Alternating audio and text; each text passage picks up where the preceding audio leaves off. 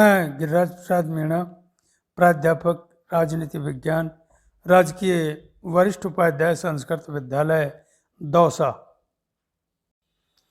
स्वतंत्र भारत में राजनीति अध्याय 9 के अंतर्गत हम अध्ययन कर रहे हैं, जो भारतीय राजनीति नए बदलाव के नाम से यह अध्याय है।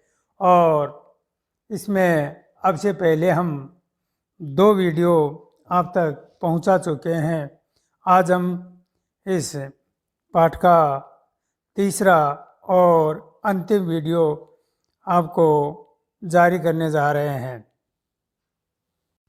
देखिए, हमने गए वीडियो के अंत में गुजरात के अंतर्गत जो गोधरा स्टेशन का कांड था उसके बारे में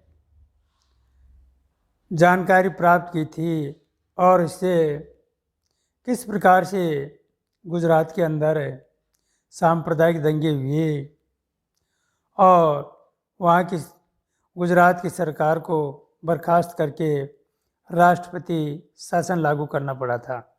ये सारी घटनाएं 1984 की तरह पुनरावृत्ति हुई थी, जहाँ 1984 में सिखों का पंजाब में स्थिति रही थी और अब इस गोधरा कांड से गुजरात में स्थितियां बदली। इसके साथ ही 1992 में दोनों घटनाओं के बीच में अयोध्या में जो बीजेपी की सरकार थी, कल्याण सिंह उस समय मुख्यमंत्री थे, उन्होंने अदालत को इस बात का हलफनामा दिया था कि यहाँ पूर्णतः सुरक्षा की जाएगी, लेकिन कार सेवकों के द्वारा 6 दिसंबर 1992 को बाबरी मस्जिद का कुछ ढांचा गिरा दिया गया था और वहाँ की सरकार को भी बर्खास्त करनी पड़ी थी। तो कुल मिलाकर के ये 3 बार ऐसी घटनाएं घटी जिसके परिणाम स्वरूप यहाँ हमारे भारत में एक सांप्रदायिक दंगे की स्थिति पैदा हुई और उसके साथ साथ भारत में जो हमारे संविधान के द्वारा सभी धर्मों को मान्यता दी गई है, उस धार्मिक भावना, धर्मनिरपेक्षता की भावना को भी, संविधान की जो विशेषता है उसको भी कुछ ठेस पहुंचने की स्थिति आई। अब इससे एक नई सहमति 1989 की अवधि के बाद कभी कभार कांग्रेस के पतन और भाजपा के उद्भव की अवधि का काल कहा जाता है। और यहाँ कई लोगों ने राजनीति को दौर में जटिल चरित्र को समझना चाहते हैं और कांग्रेस और भाजपा की चुनाव हार जीत की जब तुलना करते हैं तो यहाँ कांग्रेस का वोट बैंक घटता जा रहा है और भाजपा का बढ़ता जा रहा है। जहाँ 1989 में जब हमें देखते हैं तो भाजपा को 85 सीटें मिली थी, कांग्रेस को 197 मिली थी और वहाँ जाकर के 1999 में कांग्रेस को 162 और वह बीजेपी को 162 और कांग्रेस 114 पे सीमित हो गई थी। फिर 2004 में बीजेपी को 138 सीटें मिली थी, कांग्रेस को 145, यहाँ काफ़ी टक्कर रही थी। लेकिन 2014 में बीजेपी 282 और कांग्रेस मात्र 44 पर ही सिमट के रह गई। तो ये कुछ ऐसी स्थितियाँ आई जिसके परिणाम स्वरूप कांग्रेस का वोट बैंक गिरता गया। अब इस अवधि में यदि हम गौर करें तो भाजपा और कांग्रेस कठिन प्रतिस्पर्धा में लगे हुए थे, जहां 1984 के चुनाव से तुलना करने पर आप इन पार्टियों की चुनावी सफलता में क्या अंतर पाते हैं। हम देखते हैं कि कांग्रेस और भाजपा दोनों को मिले वोटों को जोड़ें तब भी 1989 के बाद से इतने वोट नहीं मिले कि कुल मतों के 50% से ज़्यादा वोट हों। दोनों दलों को जितनी सीटें मिली हैं उन्हें जोड़ें तो हम लोकसभा की कुल सीटों के 50% से भी अधिक नहीं हो पाती हैं। तो हमने जो दूसरे अध्याय को पढ़ा था उस समय की हम यदि बात को याद करें तो हमें ध्यान है कि दो पार्टी तंत्रों के बारे में पढ़ा और किताब के आखिरी पन्नों पर हम नज़र डालते हैं तो यहाँ कांग्रेस और जनता पार्टी तंत्र के आलेख पर हम गौर करते हैं तो मौजूदा दलों में ऐसी कौन कौन से दल हैं जिन्होंने कांग्रेस परिवार में थे और जनता पार्टी परिवार में 90 के दशक में राजनीति मुकाबले में भाजपा नीति गठबंधन और कांग्रेस नीति गठबंधन के बीच क्या रहा, ये सारी बातें हमको इस गठबंधन में शामिल नहीं रही। कुछ ऐसी बातें हमको यहाँ आई हैं। तो 2004 के जो लोकसभा के जो चुनाव हैं, 2004 के चुनाव में कांग्रेस भी पूरे जोर के साथ गठबंधन में शामिल हुई और राजगा की हार हुई और संयुक्त प्रगतिशील गठबंधन की सरकार बनी। इस गठबंधन का नेतृत्व तो कांग्रेस ने किया और संघ प्रगय को वाम मोर्चा ने समर्थन दिया और 2004 के चुनाव में एक हद तक कांग्रेस का पुनरुत्थान भी हुआ। 1991 के बाद इस दफ़ा पार्टी की संख्या में थोड़ी बढ़ोतरी हुई थी। दलीय आधार पर यदि हम देखते हैं तो 70 के दशक की तुलना में एकदम ही बदल गई थी।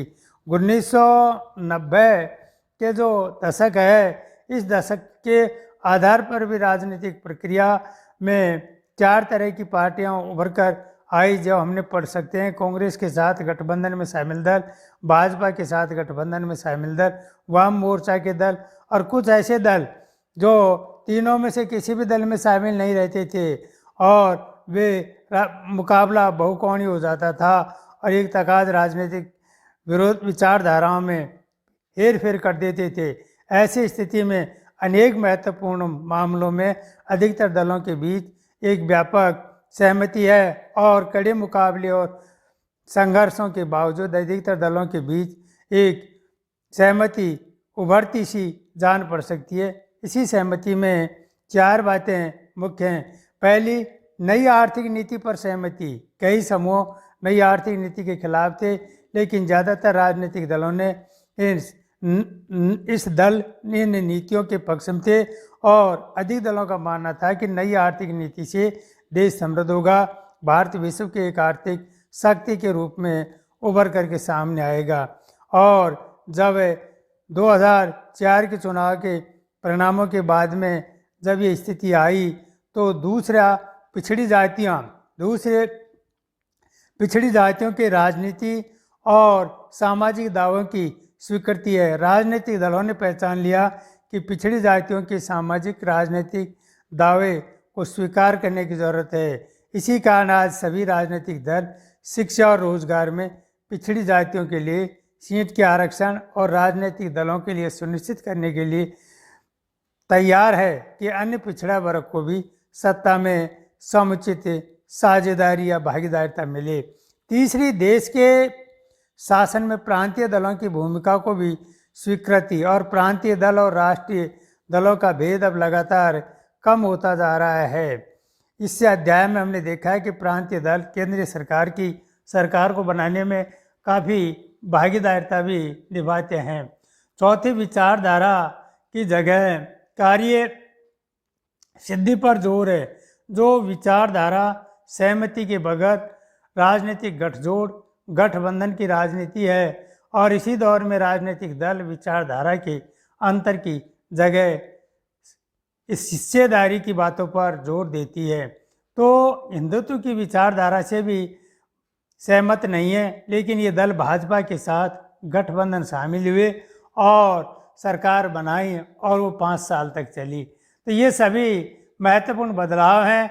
आगामी राजनीति में इन्हीं बदलावों के दायरे में आकर लेंगे और भारत की राजनीति इसी अध्याय की शुरुआत में जब हमने चर्चा की थी कि कांग्रेस किस तरह से एक प्रभावशाली पार्टी उभर कर के सामने आई और इसी स्थिति में चलकर हम एक ऐसे पड़ाव पर पहुँचे जहाँ राजनीतिक प्रतिस्पर्धा कहीं ज़्यादा तेज है लेकिन इस प्रतिस्पर्धा में राजनीति के बीच मुख्य जो राजनीतिक दल हैं कुछ एक मसलों पर सहमति है।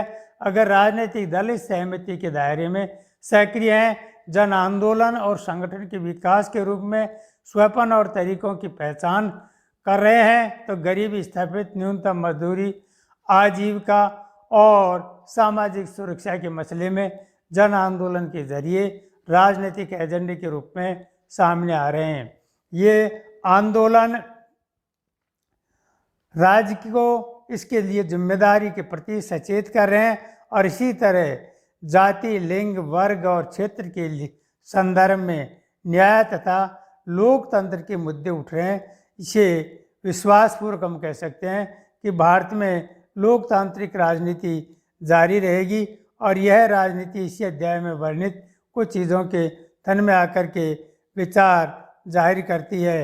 इस प्रकार से यहाँ जब भारत में 17वीं लोकसभा का जब गठन हुआ था और उस 17वीं लोकसभा में काफ़ी उलटफेर हुआ और भारतीय जनता पार्टी एक बहुत बड़ी पार्टी के रूप में उभर करके सामने आई और इसमें देश के अंतर्गत विभिन्न प्रकार से अपनी स्थितियों को यथा बरकरार रखने का आधार रखा। तो आज प्रत्येक पार्टी विभिन्न प्रकार से हर समाज को अपनी ओर आकर्षित करने का प्रयास करके विभिन्न प्रकार की नीतियाँ अपनाने का प्रयास करती है।